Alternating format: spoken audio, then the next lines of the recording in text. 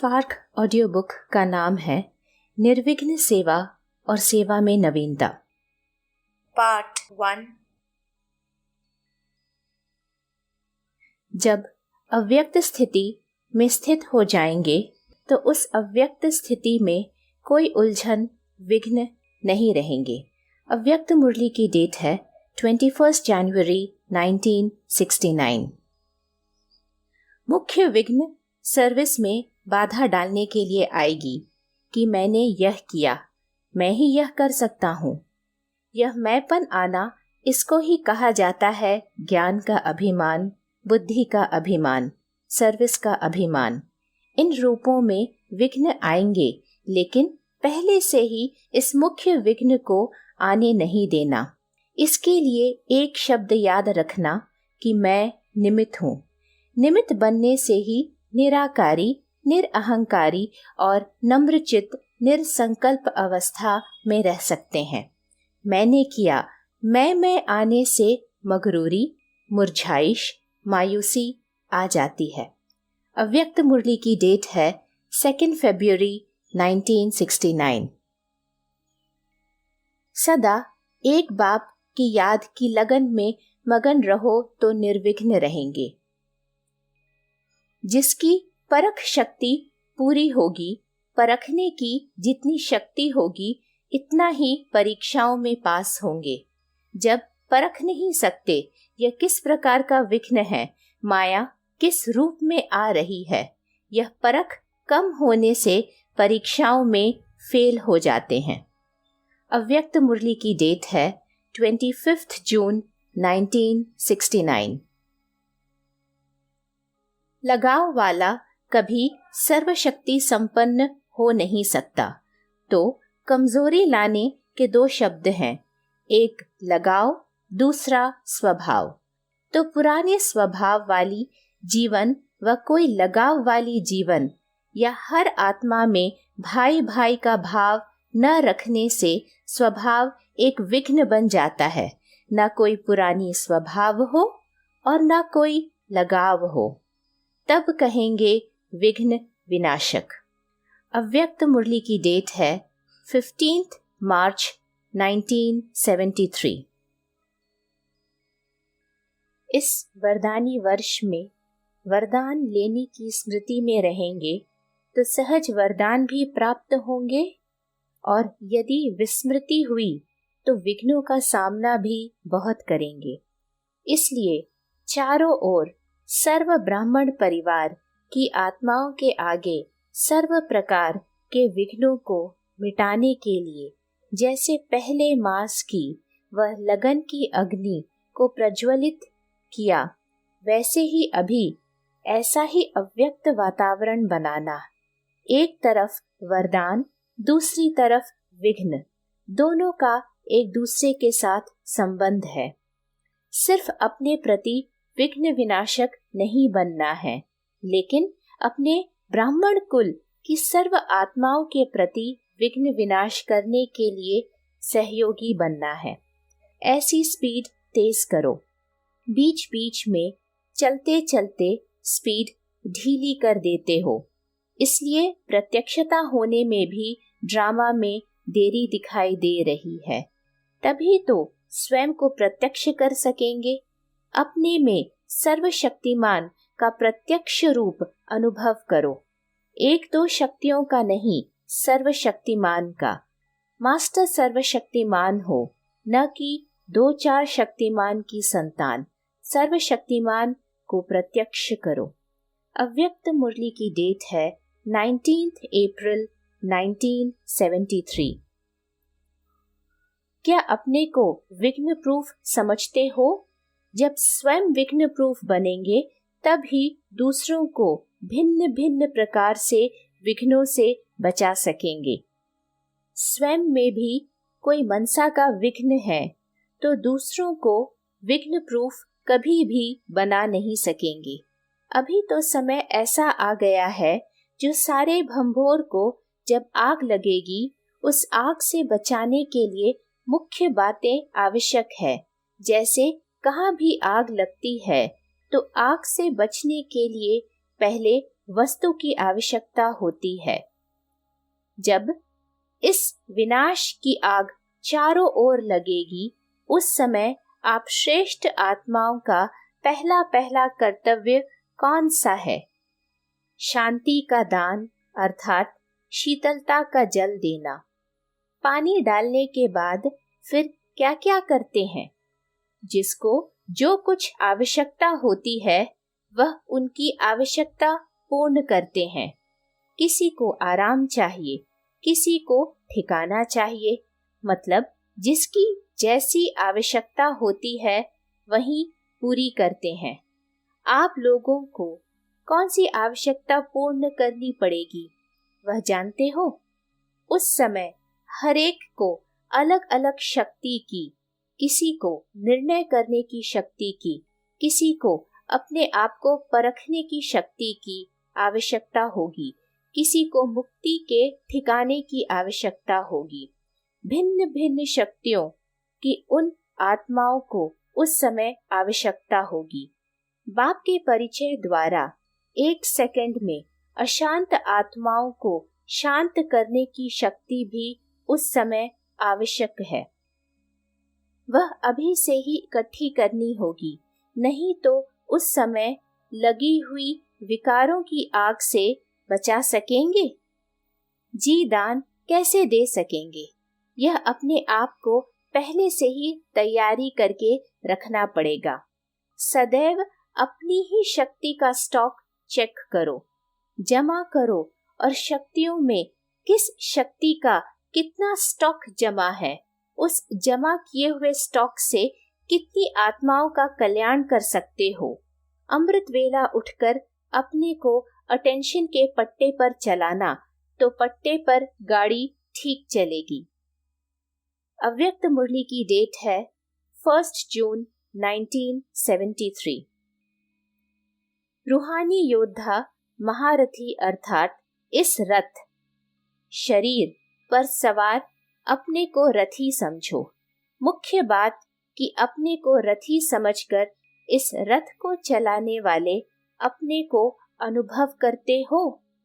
अगर युद्ध के मैदान में कोई महारथी अपने रथ अर्थात सवारी के वश हो जाए तो क्या वह महारथी विजयी बन सकता है या और ही अपनी सेना के विजयी रूप बनने के बजाय विघ्न रूप बन जाएगा? तो जो भी यहाँ इस रूहानी सेना के योद्धा हो, क्या वही इस रथ शरीर के रथी बने हो? अव्यक्त मुरली की डेट है 13 जून 1973। वरदानी भूमि से वरदाता द्वारा सर्व वरदानों को प्राप्त करके क्या तीव्र पुरुषार्थी बनते जा रहे हो? पुरुषार्थ की चाल में जो परिवर्तन किया है वह अविनाशी किया है या अल्पकाल के लिए? कैसी भी कोई परिस्थिति आए, कैसे भी विघ्न हिलाने के लिए आ जाए, लेकिन जिसके साथ स्वयं बाप सर्वशक्तिमान है, उनके सामने वह विघ्न क्या है? उनके आगे विघ्न परिवर्तन हो क्या बन जाएंगे? विघ्न लगन का साधन बन जाएंगे। यदि कोई परिस्थिति व व्यक्ति विघ्न लाने के निमित्त बनता है तो उसके प्रति घृणा दृष्टि, व्यर्थ संकल्पों की उत्पत्ति नहीं होनी चाहिए, लेकिन उसके प्रति वाह वाह निकले। अगर यही दृष्टि रखो तो आप सभी की श्रेष्ठ दृष्टि हो जाएगी। कोई कैसा भी हो, लेकिन अपनी दृष्टि और वृत्ति सदैव शुभ चिंतक की हो और कल्याण की भावना हो। हर बात में कल्याण दिखाई दे। कल्याणकारी बाप की संतान कल्याणकारी होना। कल्याणकारी बनने के बाद कोई भी अकल्याण की बात हो नहीं सकती। यह निश्चय और स्मृति स्वरूप हो जाओ तो आप कभी डगमगा नहीं सकेंगे। जैसे कोई हरा या लाल चश्मा पहनता है तो उसको सभी हरा अथवा लाल ही दिखाई पड़ता है, वैसे आप लोगों के तीसरे नेत्र पर कल्याणकारी का चश्मा पड़ा है। तीसरा नेत्र है ही कल्याणकारी, उसमें अकल्याण दिखाई पड़े यह हो नहीं सकता। जिसको अज्ञानी लोग अकल्याण समझते हैं, लेकिन आपका उस अकल्याण में भी कल्याण समाया हुआ है। जैसे विनाश को अकल्याण समझते हैं, लेकिन आप समझते हो कि इससे ही गति सद्गति के गेट्स खुलेंगे। तो कोई भी बात सामने आती है, सभी में कल्याण भरा हुआ है। ऐसे निश्चय बुद्धि होकर चलो तो क्या प्राप्ति होगी? एक रस अवस्था हो जाएगी।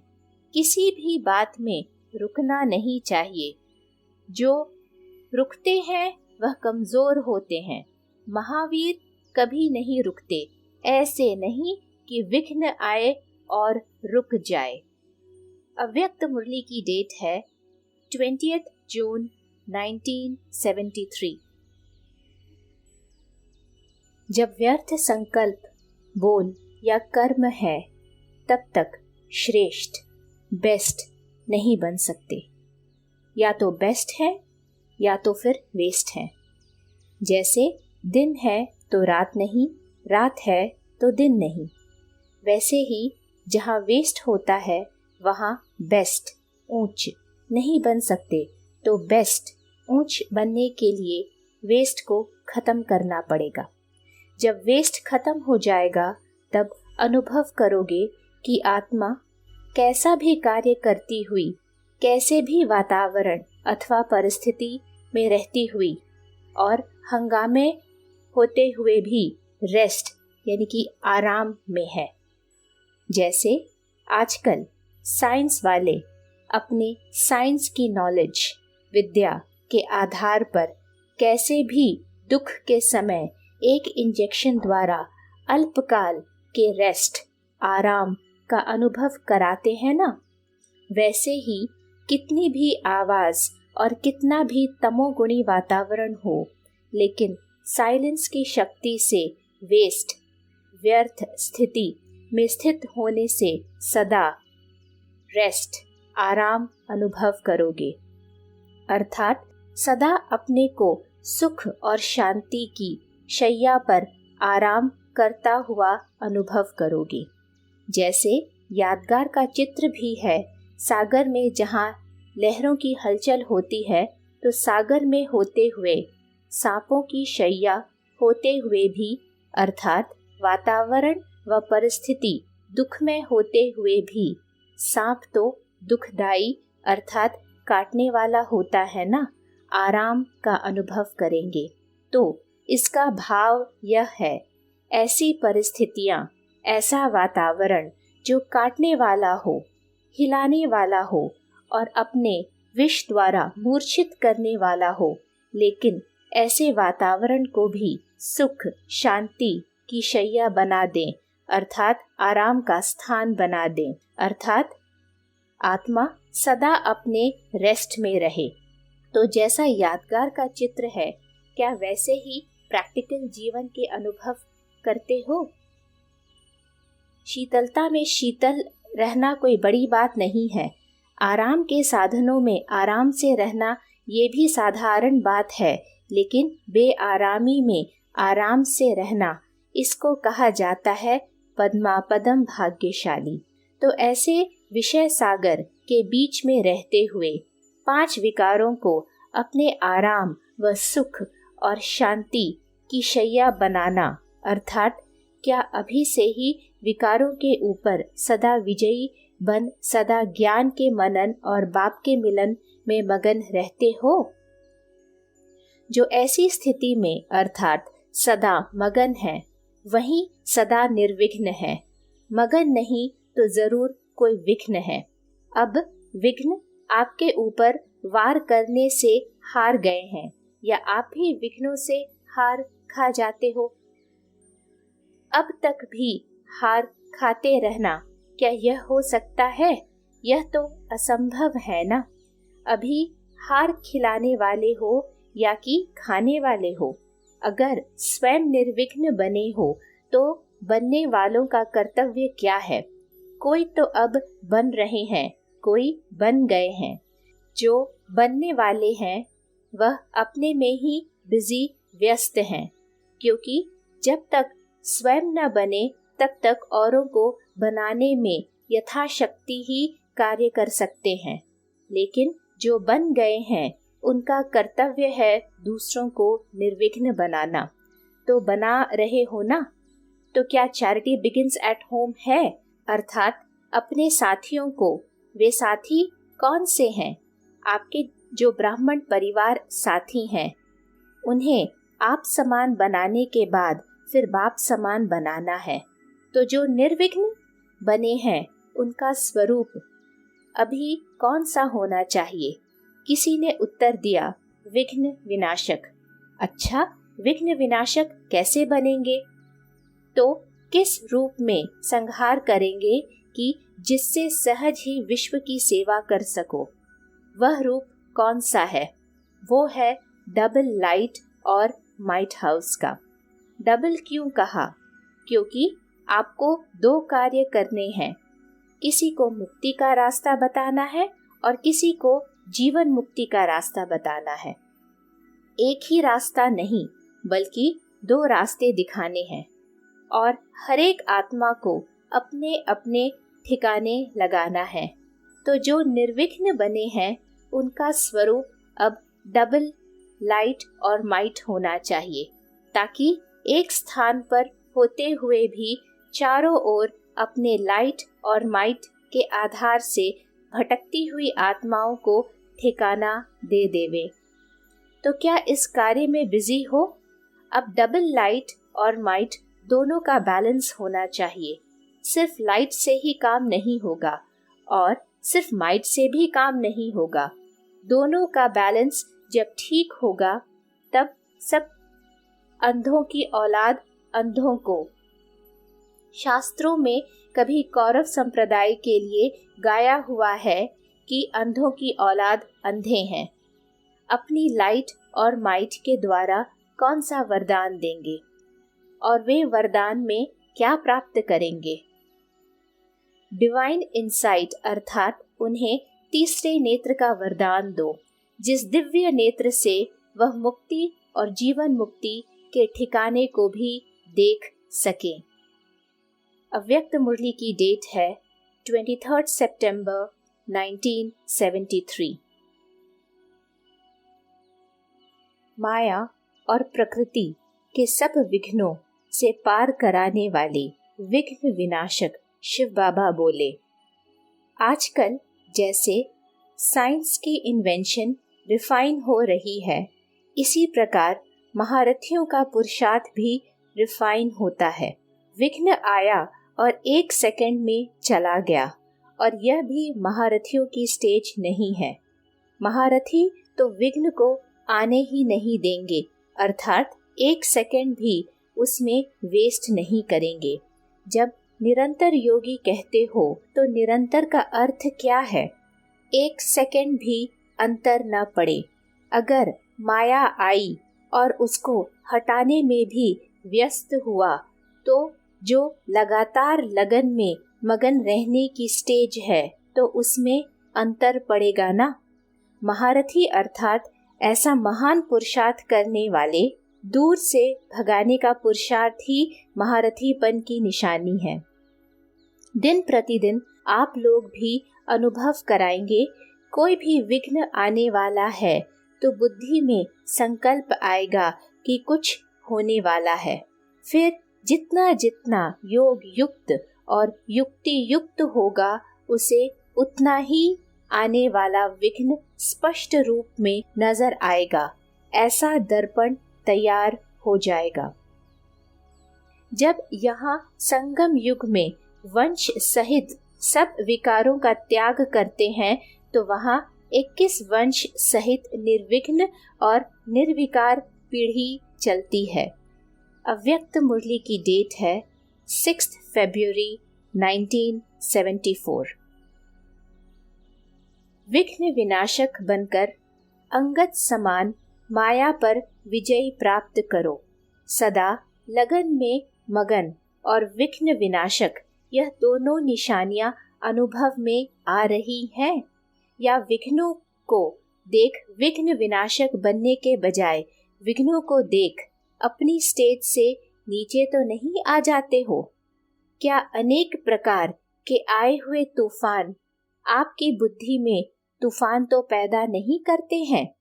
जैसे कोई के द्वारा तोहफा मिलता है तो बुद्धि में हलचल नहीं होती है, बल्कि उल्लास होता है। अगर तूफान को तूफान समझा तो हलचल होगी, और तोहफा समझा व अनुभव किया तो उससे उल्लास और हिम्मत बढ़ेगी। घबराने के बजाय गहराई में जाकर अनुभव के नए नए रत्न इन परीक्षाओं के सागर से प्राप्त होंगे। यह क्या हो रहा है, क्यों हो रहा है और ऐसे कैसे चलेगा?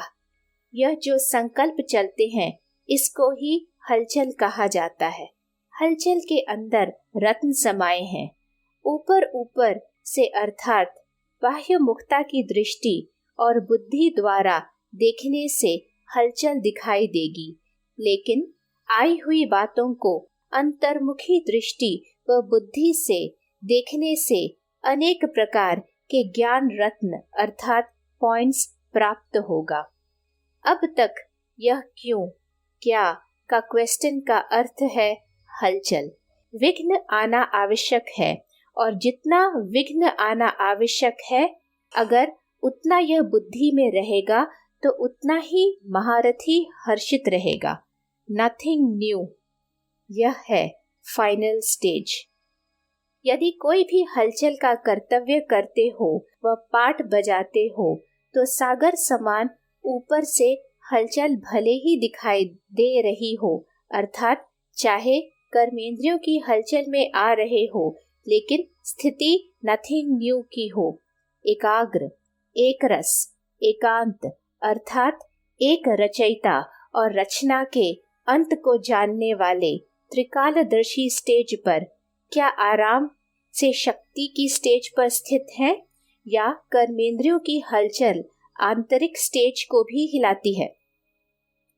जब स्थूल सागर दोनों रूप दिखाता है तो क्या मास्टर ज्ञान सागर ऐसा रूप नहीं दिखा सकते? तो जैसे समय और प्रकृति समाप्ति के तरफ अति में जा रही है, वैसे ही संपन्न बनने वाली आत्माओं के समान अब परीक्षाएं व विघ्न भी अति के रूप में आएंगे। इसलिए आश्चर्य नहीं खाना है। आश्चर्यजनक बातें पेपर के रूप में आएंगी, तब तो पास और फेल हो सकेंगे, और है भी 1 सेकंड का पेपर। क्यों का संकल्प चंद्रवंशी के क्यों में लगा देगा। पहले तो सूर्यवंशी का राज्य होगा ना, इसलिए एक रस स्थिति में स्थित होने का अभ्यास निरंतर हो। समस्या की सीट को संभालने नहीं लग जाओ, लेकिन सीट पर बैठकर समस्या का सामना करना है। अब तो समस्या ही सीट की याद दिलाती है।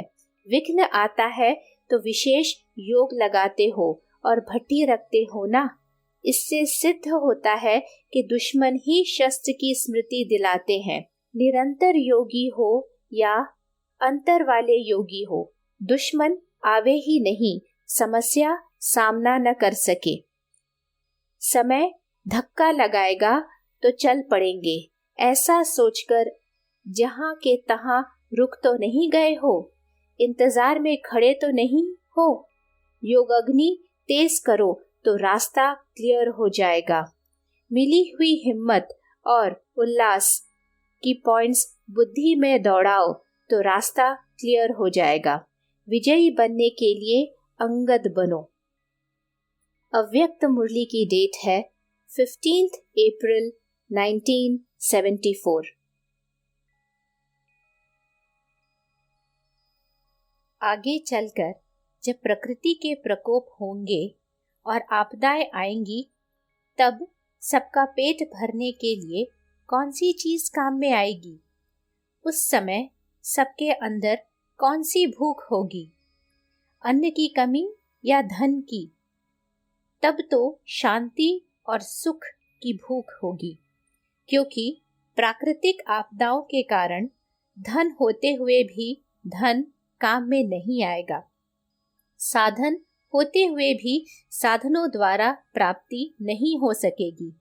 जब सब स्थूल साधनों से व स्थूल धन से प्राप्ति की कोई आशा नहीं रहेगी, तब उस समय सबका संकल्प क्या होगा कि कोई शक्ति दे जिससे कि इन आपदाओं से पार हो सके, और कोई हमें शांति दे।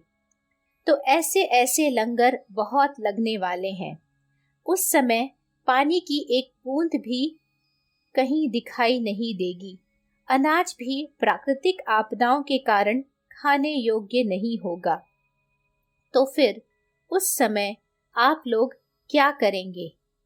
जब ऐसी परीक्षा आपके सामने आए तो उस समय क्या करेंगे? क्या ऐसी परीक्षाओं को सहन करने की इतनी हिम्मत है? क्या उस समय योग लगेगा या प्यास लगेगी? अगर कुएं भी सूख जाएं, फिर क्या करेंगे? जब यह विशेष आत्माओं का ग्रुप है तो उनका पुरुषार्थ भी विशेष होना चाहिए ना? क्या इतनी सहन शक्ति है? यह क्यों नहीं समझते? जैसा कि गायन है कि चारों ओर आग लगी हुई थी, लेकिन भट्ठी में पड़े हुए पुंगरे ऐसे ही सेफ रहे जो कि उनको सेक तक नहीं आया। आप इस निश्चय से क्यों नहीं कहते, अगर योग युक्त हैं तो भल नजदीक वाले स्थान पर नुकसान भी होगा, पानी भी आएगा, लेकिन बाप द्वारा जो निमित्त बने हुए स्थान है वह सेफ रह जाएंगे, यदि अपनी गफलत नहीं है तो। अगर अभी तक कहीं भी नुकसान हुआ है तो अपनी बुद्धि की जजमेंट की कमजोरी के कारण, लेकिन अगर महारथी विशाल बुद्धि वाले और सर्व शक्तियों का वरदान प्राप्त करने वाले किसी भी स्थान में रहते हैं तो वहां सूली से कांटा बन जाता है, अर्थात वे सेफ रह जाते हैं। कैसा भी समय हो, यदि शक्तियों का स्टॉक जमा होगा तो शक्तियां आपकी प्रकृति को दासी जरूर बनाएगी, अर्थात साधन स्वतः जरूर प्राप्त होंगे। अव्यक्त मुरली की डेट है 13 सितंबर 1974। अभी तो रात और दिन में आराम करने का टाइम मिलता है, लेकिन फिर तो यह रेस्ट लेना यह भी समाप्त हो जाएगा। लेकिन जितना अव्यक्त लाइट रूप में स्थित होंगे, उतना ही शरीर से परे का अभ्यास होने के कारण यदि 2-4 मिनट भी जैसे कि अशरीरी बन जाएंगे तो मानो जैसे कि 4 घंटे का आराम कर लिया, ऐसा समय आएगा जो कि नींद के बजाय 4-5 मिनट अशरीरी बन जाएंगे, जैसे कि नींद से शरीर को खुराक मिल जाती है, वैसे ही यह भी खुराक मिल जाएगी। शरीर तो पुराने ही रहेंगे, हिसाब किताब पुराना तो होगा ही, सिर्फ उसमें यह एडिशन होगी। लाइट स्वरूप की स्मृति को मजबूत करने से हिसाब किताब चुकतू करने में भी लाइट रूप हो जाएंगे।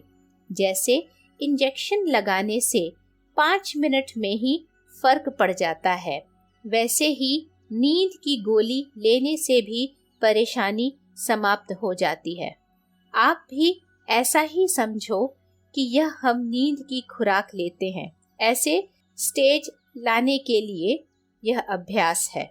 अव्यक्त मुरली की डेट है 15 सितंबर 1974। आप ब्राह्मण आत्माओं का स्लोगन है कि स्वराज्य ब्राह्मण जीवन का जन्म सिद्ध अधिकार है। स्वराज्य कर्मेंद्रियों पर राज्य, अधिकारी की स्थिति सदा मास्टर सर्वशक्तिमान है, कोई भी शक्ति की कमी नहीं। स्वराज्य अधिकारी सदा धर्म अर्थात धारणा मूर्त भी होगा और राज्य अर्थात शक्तिशाली भी होगा। अभी राज्य में हलचल क्यों है? क्योंकि धर्म सत्ता अलग है और राज्य सत्ता अलग हो गई है, तो लंगड़ा हो गया ना, इसलिए हलचल है। ऐसे आप में अगर धर्म, धारणा और सत्ता धारणा मूर्त सर्व शक्तियों से संपन्न है तो सदा बेपरवाह बादशाह रहेंगे, कोई विघ्न आ नहीं सकता। अव्यक्त मुरली की डेट है 1 दिसंबर 1989। जैसे लौकिक रीति में मालूम पड़ जाता है कि इस बात के कारण नुकसान होता है, रिजल्ट अच्छा नहीं निकलता है, तो एक बार धोखा खाने के बाद स्वतः ही संभल ही जाते हैं, न कि बार बार धोखा खाते हैं। देह अभिमान के कारण अथवा किसी कमजोरी के वशीभूत होने से परिणाम क्या होता है, इस बात के अनेक बार अनुभवी हो चुके हो। अनुभवी होने के बाद फिर भी धोखा खाते हो तो ऐसे को क्या कहा जाएगा? इससे सिद्ध होता है कि अपनी महानता को स्वयं ही सदा जानकर नहीं चलते हो।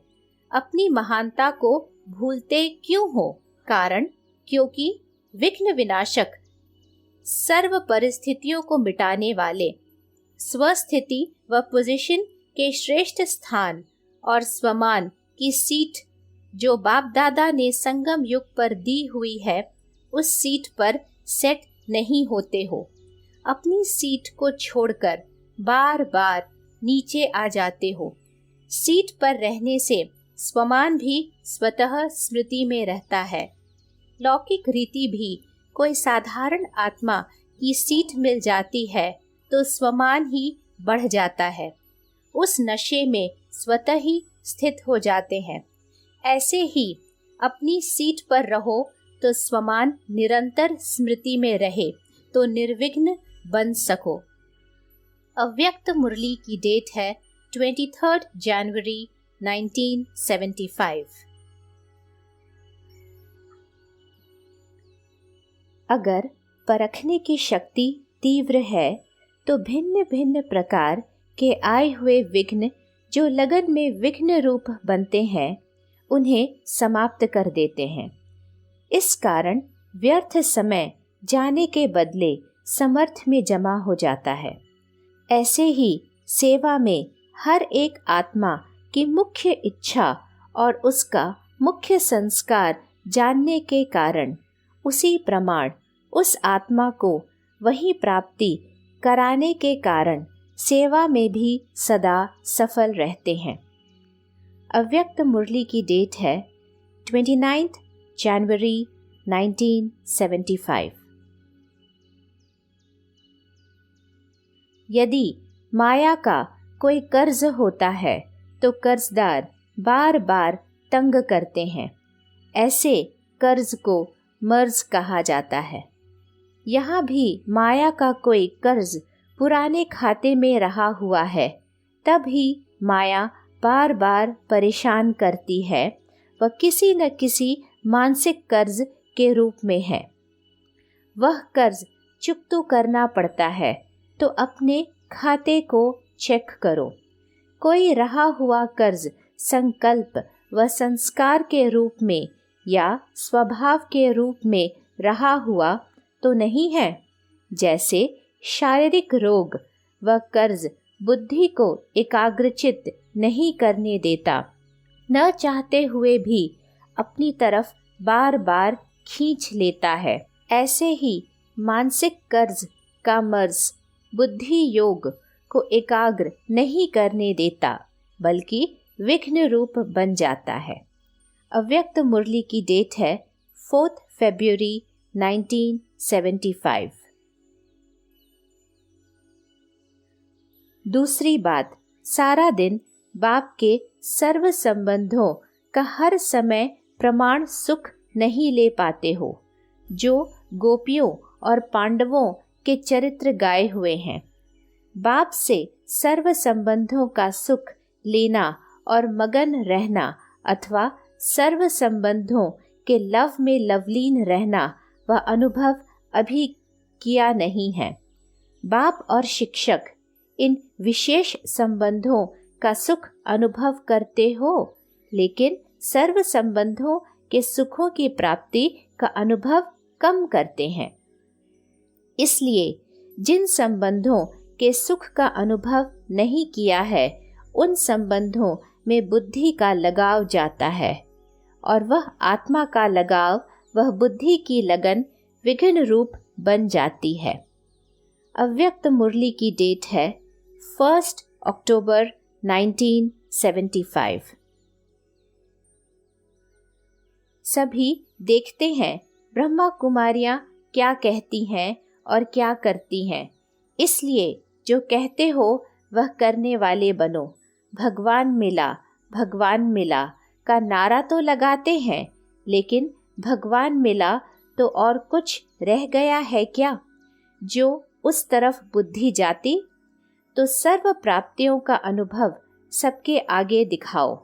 आपका शक्ति स्वरूप अब सब देखना चाहते हैं। अभी महारथियों को कोई प्लान बनाना है। विघ्न विनाशक बनने का साधन कौन सा है? ड्रामा अनुसार जो होता है उसको भावी समझ आगे चलते जाएं। आत्माओं का जो अकल्याण हो जाता है, तो रहमदिल के नाते क्या होना चाहिए जिससे उन आत्माओं का अकल्याण न हो? इसकी कोई न कोई युक्ति रचनी चाहिए। वातावरण पावरफुल बनाने के लिए अब कोई प्लान चाहिए। अभी यह एक लहर चल रही है, एक जनरल विघ्न, दूसरा जिसमें अनेक आत्माओं का अकल्याण है। आजकल जो लहर है, कोई आत्माएं अपने आप ही अकल्याण के निमित्त बनी हैं, उनके लिए प्लान बनाओ। महारथियों का संकल्प करना या प्लान बनाना, यह भी वातावरण में फैला है। वातावरण को चेंज करना है। आजकल इस बात की आवश्यकता है। ऐसे नहीं कि यह तो होता रहता है, यह ड्रामा है। हर आत्मा का अपना अपना पार्ट है। हलचल में नहीं आते, परंतु आप सेफ्टी तथा रहम करने वाले हो, इस भावना से सोचना है। विघ्न विनाशक हो, यह लक्ष्य रखना है। जिस बात का लक्ष्य रखते हो वह धीरे धीरे हो जाता है। सिर्फ लक्ष्य और अटेंशन चाहिए। एकाग्रता का आधार है अंतर्मुखता। अंतर्मुखता में रहने से अंदर ही अंदर बहुत कुछ विचित्र अनुभव करेंगे। जैसे दिव्य दृष्टि में सूक्ष्म वतन, सूक्ष्म सृष्टि अर्थात सूक्ष्म लोक की अनेक विचित्र लीलाएं देखते हो, वैसे अंतर्मुखता द्वारा सूक्ष्म शक्ति की रूहानी लीलाएं अनुभव करो।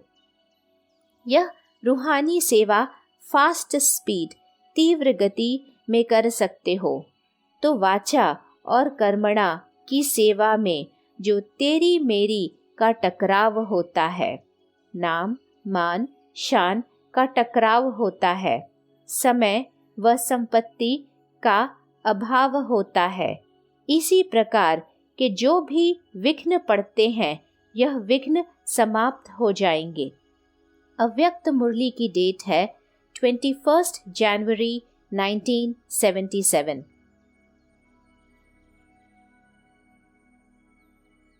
सदा निर्विघ्न कौन रहेंगे?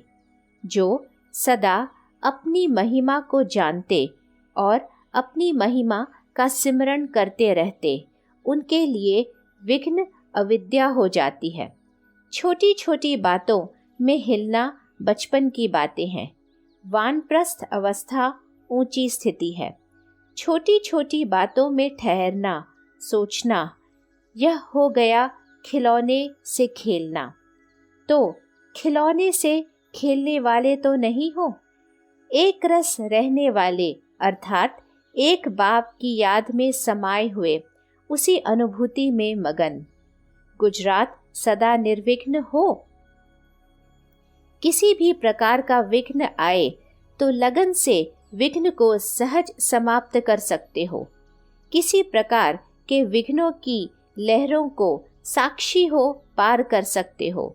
जैसे सागर की लहरों में लहराने वाले जानते हैं, लहर के साथ अगर युक्ति से पार करते जाएंगे तो डूबेंगे नहीं, मनोरंजन हो जाएगा।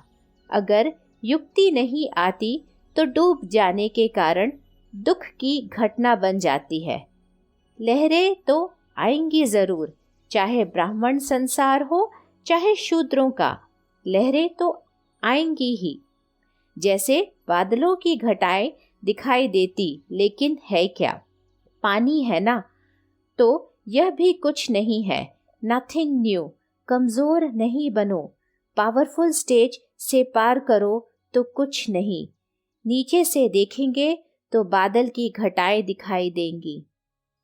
अव्यक्त मुरली की डेट है 8 फरवरी 1977।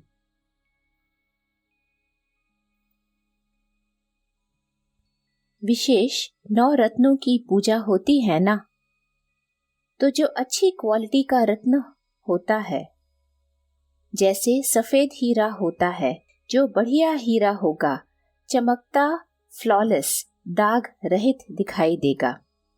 ध्यान से देखेंगे तो सफेद होते हुए भी उसमें सब रंग दिखाई देंगे। इसका कारण क्या है? सर्व शक्तियों से संपन्नता की निशानी यह है। सर्व शक्तियां भिन्न भिन्न रंग रूप में दिखाई देती हैं। वह साइंस का हिसाब, और यहाँ है साइलेंस द्वारा सर्व प्राप्तियां। जैसे वर्षा के बाद इंद्रधनुष दिखाई देता है, तो उसमें भी सब रंग दिखाई देते हैं। यह भी ज्ञान की वर्षा के बाद वर्षा का फल सर्व प्राप्ति स्वरूप। तो ऐसा श्रेष्ठ हीरा व रत्न द्वारा प्राप्त कर सकते हो। तो ऐसे रत्न कितने होंगे? 9 रत्नों का पूजन निर्विघ्न होने के लिए विशेष होता है। कोई के ऊपर विशेष कोई विघ्न आता है तो 9 रत्नों का पूजन करते हैं। तो इतने निर्विघ्न बने हैं। हर रत्न संपन्न होता है, लेकिन फिर भी हर रत्न की मुख्य विशेषता अपनी होती है। इसलिए 9 रत्नों की इकट्ठी पूजा भी होती है, और अलग अलग भी विशेष कोई विघ्न अर्थ कोई रत्न गाया हुआ होता है। मानो धन की समस्या व विघ्न है, तो धन की प्राप्ति के लिए व अप्राप्ति का विघ्न मिटाने के लिए विशेष रत्न भी होता है। उसका यादगार फिर अभी तक भी अपने हाथ में रिंग बनाकर पहनते या गले में लॉकेट बनाकर डालते हैं। तो यह हिसाब वर्तमान समय के विघ्न मिटाने के प्राप्ति के हैं। अव्यक्त मुरली की डेट है 28 अप्रैल 1977। सदा स्वयं को बाप के साथ रहने वाले हैं, ऐसे साथीपन का अनुभव करते हो। जब स्वयं सर्वशक्तिमान साथी बन गया तो उसका परिणाम क्या दिखाई देगा? सदा विजयी। भक्ति में भी कोई विघ्न आता है तो क्या कहते हैं? 1 सेकंड का साथ दे तो विघ्न मुक्त हो जाए, लेकिन अभी ज्ञान से बाप का सदा साथ। तो जो बाप के सदा साथी हैं वह सदा निर्विघ्न, कभी भी कोई विघ्नों के वश नहीं हो सकते। इसलिए सदैव यह चेक करो कि सदा साथ है। जो सदा साथ होगा वह सदा निर्विघ्न होगा, और जो निर्विघ्न होगा वह सदा खुश रहेगा। विघ्न खुशी को गायब करते हैं। अगर मास्टर सर्वशक्तिमान भी विघ्नों से परेशान हो तो दूसरे बेचारे क्या होंगे? तो मास्टर सर्वशक्तिमान कभी भी परेशान नहीं हो सकते। अव्यक्त मुरली की डेट है 5 मई 1977। स्वमान में स्थित होने से सदा विघ्न विनाशक स्थिति में होंगे। स्वमान क्या है उसको तो अच्छी तरह से जानते हो। जो बाप की महिमा है वही आपका स्वमान है। सिर्फ एक महिमा भी स्मृति में रखो तो स्वमान में स्थित हो जाएंगे। स्वमान में स्थित होने से किसी भी प्रकार का अभिमान, चाहे देह का, बुद्धि का अभिमान, नाम का अभिमान, सेवा का अभिमान व विशेष गुणों का अभिमान स्वतः समाप्त हो जाता है। इसलिए विघ्न विनाशक होते हैं। अव्यक्त मुरली की डेट है 14 मई 1977। किसी भी प्रकार का विघ्न रास्ते चलते आवे तो निर्विघ्न रहने का तरीका आ गया है। विघ्न को हटाना सहज है व मुश्किल। जब बाप का हाथ श्रीमत छोड़ते तो मुश्किल लगता। अगर बाप सदा साथ याद रहे तो कोई मुश्किल नहीं। बाप का साथ छोड़ने से कमजोर हो जाते हो। कमजोर को छोटी बात भी बड़ी लगेगी, बहादुर को बड़ी बात भी छोटी लगती है। जब बाप साथ देने के लिए तैयार है, लेने वाले न ले तो बाप क्या करे। किनारा नहीं करो तो सहज लगेगा। तो माया के विघ्नों को पार करने वाले अनुभव करते हो कि माया से घबराते हो। अव्यक्त मुरली की डेट है 21 मई 1977। माया क्यों आती है? व्यर्थ संकल्प क्यों आते हैं? बुद्धि क्यों भटकती है? वातावरण प्रभाव क्यों डालता है? संबंधी साथ क्यों नहीं देते हैं? पुराने संस्कार अब तक क्यों इमर्ज होते हैं? यह सब क्वेश्चन विघ्नों को मिटाने के बजाय बाप की लगन से हटाने के निमित्त बन जाते हैं। क्या यह बाप के महावाक्य भूल जाते हो कि जितना आगे बढ़ेंगे उतना माया भिन्न भिन्न रूप से परीक्षा लेने के लिए आएगी? लेकिन परीक्षा ही आगे बढ़ने का साधन है, न कि गिराने का। क्योंकि कारण निवारण के बजाय कारण सोचने में समय गवा देते हो, शक्ति गवा देते हो। कारण के बजाय निवारण सोचो तो निर्विघ्न हो जाएंगे। क्यों आया नहीं, लेकिन यह तो आना ही है। इस स्मृति में रहने से समर्थी स्वरूप हो जाएंगे। दूसरी बात, छोटे से विघ्नों को क्यों के क्वेश्चन उठने से व्यर्थ संकल्पों की क्यू लग जाती है और उसी कतार को समाप्त करने में काफी समय लग जाता है।